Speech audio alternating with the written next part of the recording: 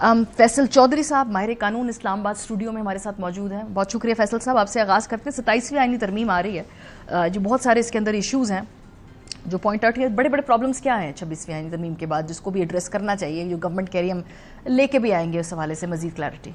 मानिए देखिए, जो 26वीं आईनी तरमीम है वो बजाते खुद एक प्रॉब्लम है। उससे प्रॉब्लम ये है कि देखिए, जो लेजिस्लेशन ख़ासकर आईनी कानून साजी होती है, उससे जो मसाइल होते हैं उसको कम करना मकसद होता है। 26वीं आईनी तरमीम से ये हुआ है कि ख़ासकर जो हमारा इदारा जुडिशरी है, उसमें जो मामलात पहले से जिनको ये कहा गया, जैसे पेंडिंग लिटिगेशन को बुनियाद बनाया गया या जजिस अपॉइंटमेंट या दूसरी चीज़ों को बुनियाद बनाया गया, उसमें कॉम्प्लिकेशंस ज़्यादा आएंगी।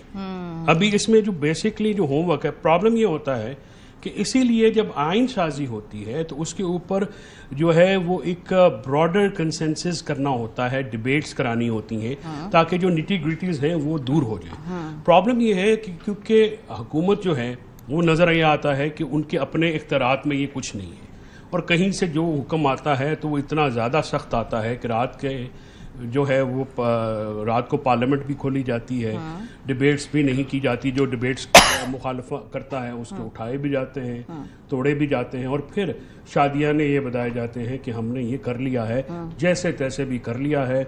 उसके ऊपर जो ये हम उस पर खुश हैं नादम होने के बावजूद के बजाय, ये जो इमरान मुआहिदा कहा जाता है उर्दू में आइन को, मुआहिदे का बुनियादी कानून ये है कि मुआहिदा कोरियन यानी बाय फोर्स नहीं हो सकता।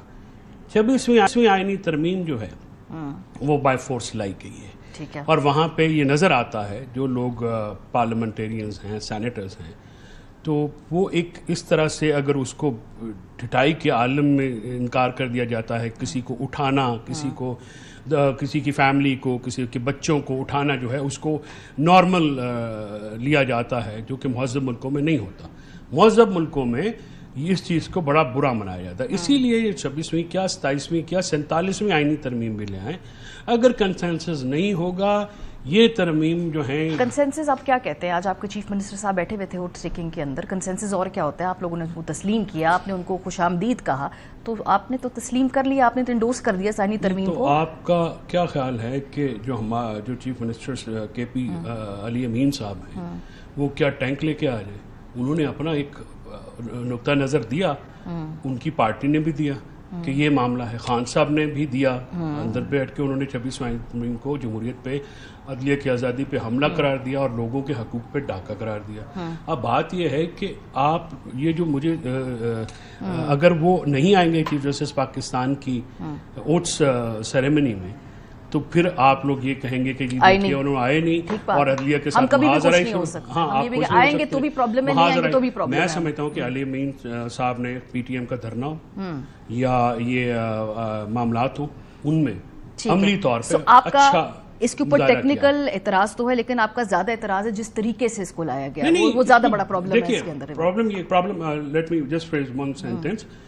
इश्यू ये है कि it's a flawed amendment has been brought in a corrupt way। ठीक है, flawed amendment brought in corrupt। तो ये डॉक्टर साहब डेफिनेटली फ्लॉड अमेंडमेंट की बात तक तो शायद इस दावे में इसलिए वजन है क्योंकि अब आप इसमें से बहुत सारी जो और आपके लिए इस वक्त डिस्क्रिपेंसीज हैं उसको सॉल्व करने के लिए 27वीं आईनी तरमीम लेकर आ रहे हैं। अब तो ये इसको ऑफिशियली हम मान लें कि 27वीं आईनी तरमीम आएगी। क्या क्या चीज़ें करेक्ट करना चाहते हैं जो पहली 26वीं में रह गई आप लोगों की?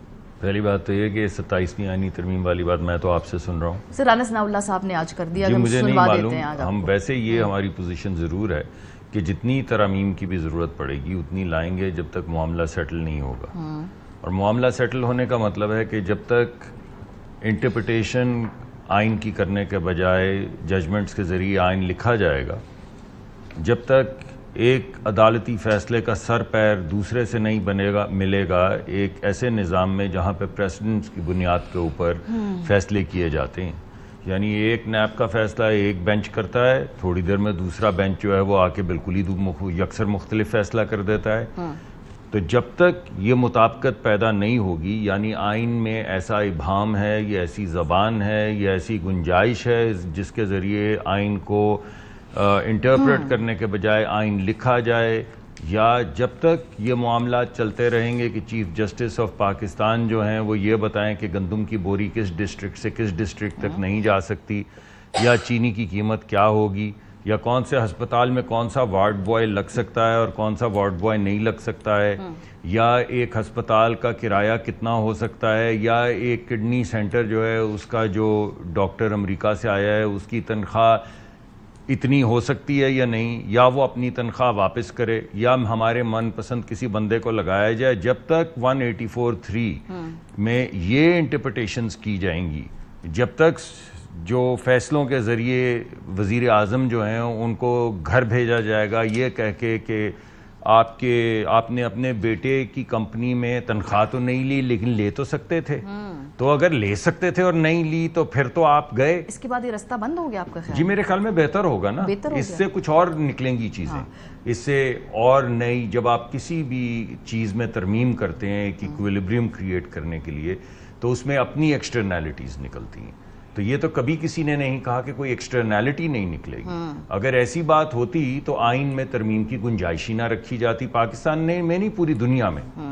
और जब मैं एक अमेरिका में जब हमारा तालीम हासिल कर रहा था तो किसी ने पूछा कि आइन का जीनियस क्या है, तो जवाब मिला बहुत इधर उधर के जवाबों के बाद, प्रोविजन फॉर चेंज।